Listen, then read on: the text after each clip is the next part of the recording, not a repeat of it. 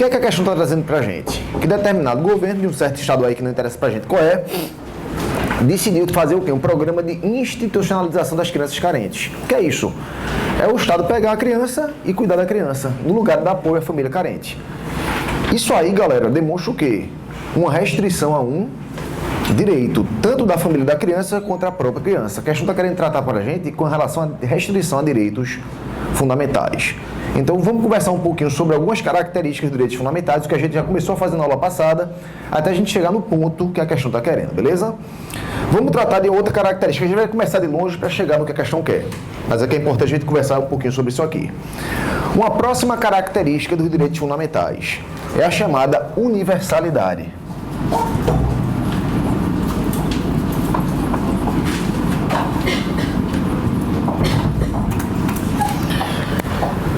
Se vocês lembrarem, quando a gente começou a resolver essa fichinha aula passada, eu falei o seguinte para vocês. Olha, os direitos humanos não se confundem com os direitos fundamentais, porque os humanos são universais, os fundamentais não são universais. Mas, aí eu complementei, quando a gente for tratar das características dos fundamentais, a gente vai tratar da universalidade. Mas a universalidade dos fundamentais, ela se encontra em outro aspecto. Quando a gente fala que os direitos humanos são universais, eles são universais por quê? Porque eles não precisam estar positivados em qualquer ordem jurídica. Eles têm um caráter supranacional. Então, os humanos, eles são universais. Sob esse ponto de vista, os fundamentais não são universais. Por quê? Porque o fundamental, para assim o ser, ele tem que estar positivado em certa ordem jurídica, como a gente viu na aula passada. Entretanto, uma vez positivado na ordem jurídica, em outros termos, uma vez revestido na condição de direito fundamental, para aquela ordem jurídica ele passa a ser universal. Porque a universalidade aqui, galera, diz respeito à sua titularidade.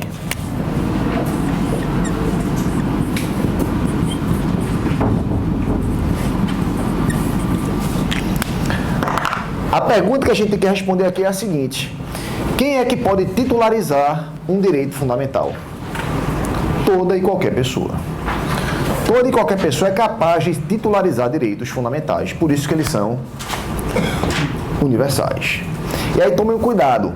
Quando vocês vão lá para o artigo 5º caput, depois você lê em casa com calma, vocês vão verificar o seguinte: a Constituição, quando fala de titularização de direitos, ela fala apenas de brasileiros e estrangeiros residentes no Brasil.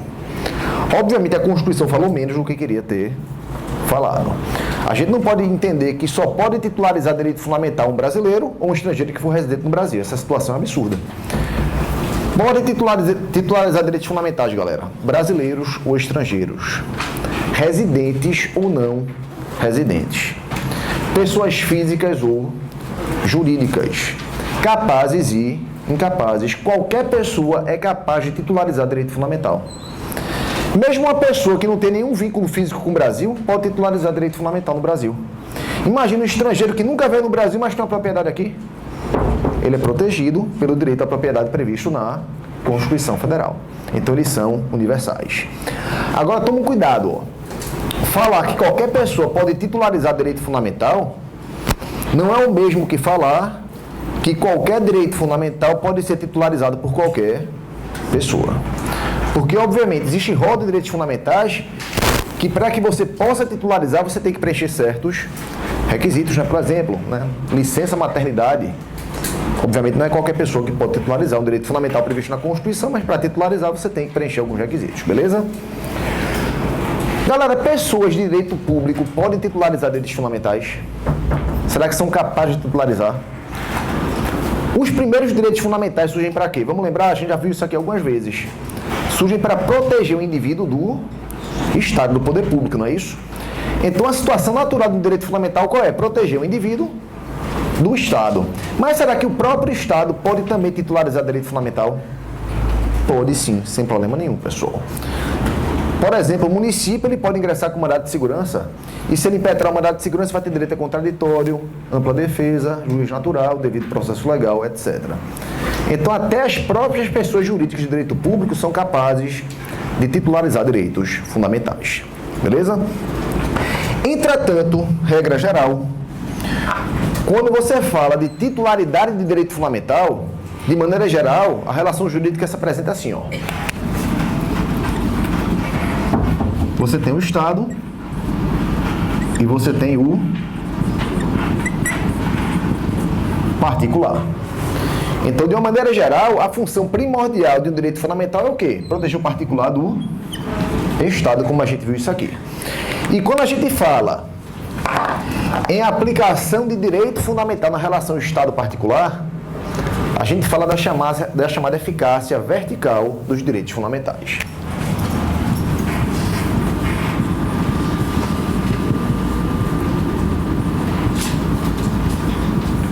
É a chamada eficácia vertical dos direitos fundamentais. Que direitos fundamentais têm eficácia vertical? Não tem qualquer dúvida. Isso é tranquilo, é pacífico, até porque eles surgem para proteger o indivíduo do Estado, como a gente viu. A questão que se põe é outra. Será que existe aplicação de direitos fundamentais na relação particular-particular?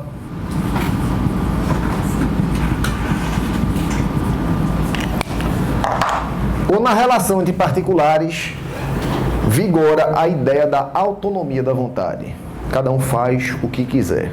Ou não, ou você tem que aplicar direitos fundamentais na relação entre particulares. Antes da gente responder a pergunta, bora dar aqui um exemplo.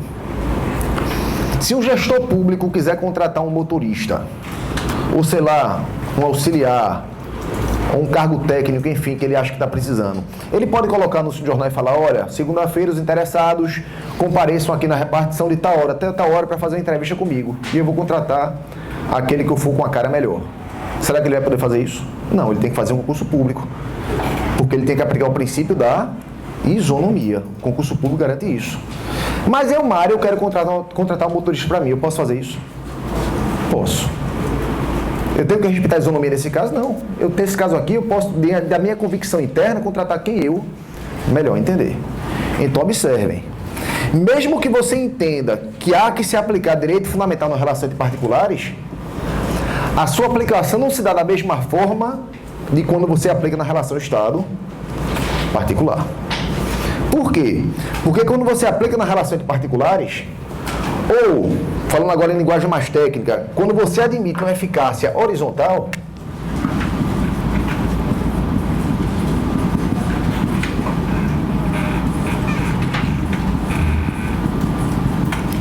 a eficácia horizontal chama dessa ideia de aplicação de direitos fundamentais de relação entre particulares. Quando você admite uma eficácia horizontal, o que é que você tem que entender?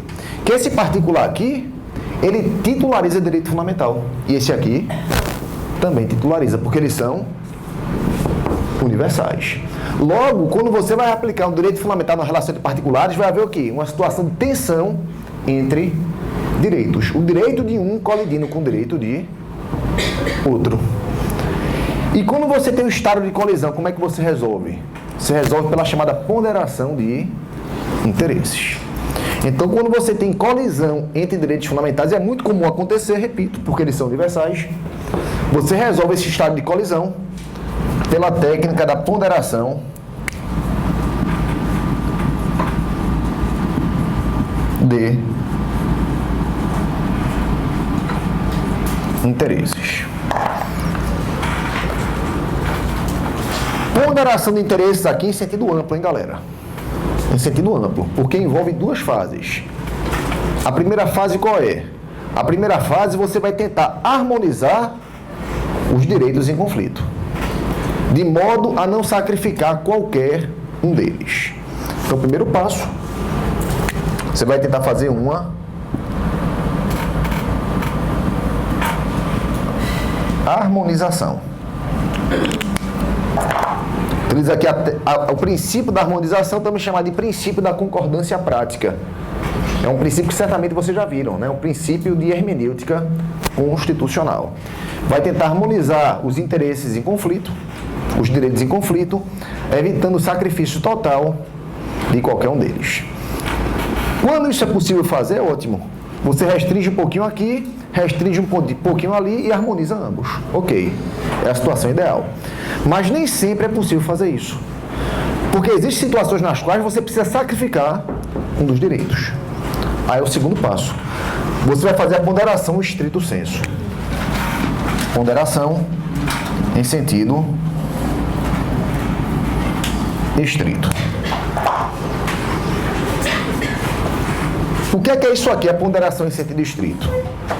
Você vai analisar, diante daquele caso concreto, de acordo com as peculiaridades daquela situação, qual interesse é mais importante axiologicamente. Então, diante daquele caso concreto, ponderando os interesses em conflito, as circunstâncias, a peculiaridade daquela situação específica, você vai estabelecer uma relação de hierarquia axiológica. Qual direito deve prevalecer para aquele caso concreto, ponderando os interesses em conflito. Beleza? Com o tempo que a gente tem, galera, é o que dá para a gente falar com relação à ponderação de interesses. Então, lembra desses dois passos que tem que ser dados, beleza? Então, a gente já sabe o que é eficácia horizontal e a gente sabe como a gente soluciona uma situação de tensão entre direitos. Bora agora tratar do entendimento do Supremo. O Supremo, galera, entende que há uma eficácia horizontal? Entende que há. O Supremo adota a ideia de eficácia horizontal.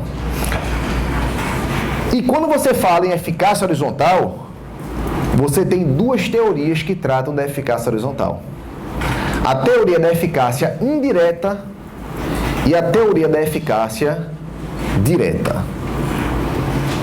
Teoria da eficácia ou aplicabilidade indireta. O que é que ela fala? É uma teoria aceita, por exemplo, na Alemanha. O que é que ela diz? Ela fala o seguinte, olha, você tem a Constituição que trata dos direitos. Mas você vai ter que ter uma lei que vai selecionar quais direitos são aplicados na relação entre particulares. Então, entre a situação de conflito e a Constituição, você tem uma lei intermediadora, que vai servir como uma espécie de filtro para dizer quais direitos devem ser aplicados na relação entre particulares. É a chamada teoria da eficácia ou aplicabilidade indireta. O Supremo não adota essa teoria, galera. O Supremo adota a teoria da eficácia ou aplicabilidade direta. O Supremo entende que os direitos fundamentais previstos na Constituição são aplicáveis diretamente na relação entre particulares. Não tem que ter nenhum tipo de intermediação legislativa. Então, para fins de prova, lembra, o Supremo adota a eficácia horizontal na sua modalidade de aplicabilidade direta.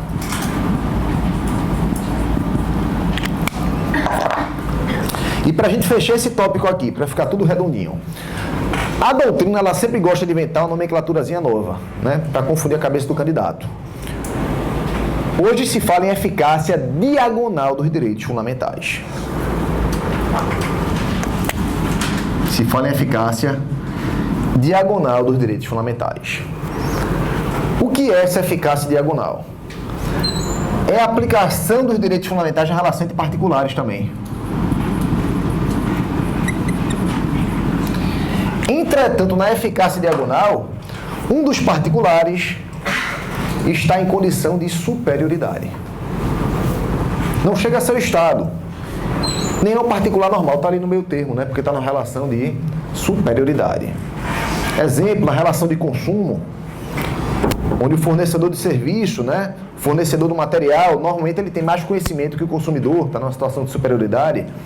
Nas relações de trabalho, né, onde, regra geral, o patrão está na situação de superioridade com relação ao domínio econômico, com relação ao empregado, né? Então, você tem essa situação de eficácia diagonal. Então, lembra, o Supremo aceita, claro. Se ele aceita a eficácia horizontal, com mais razão, ele vai aceitar a eficácia diagonal, né? Então, se tiver na prova o que é eficácia diagonal, um assunto está sendo trabalhado pela doutrina hoje em dia, lembra? A aplicação na relação entre particulares, quando um dos particulares se encontra em situação de supremacia, de superioridade. Então fica aí a lembrança.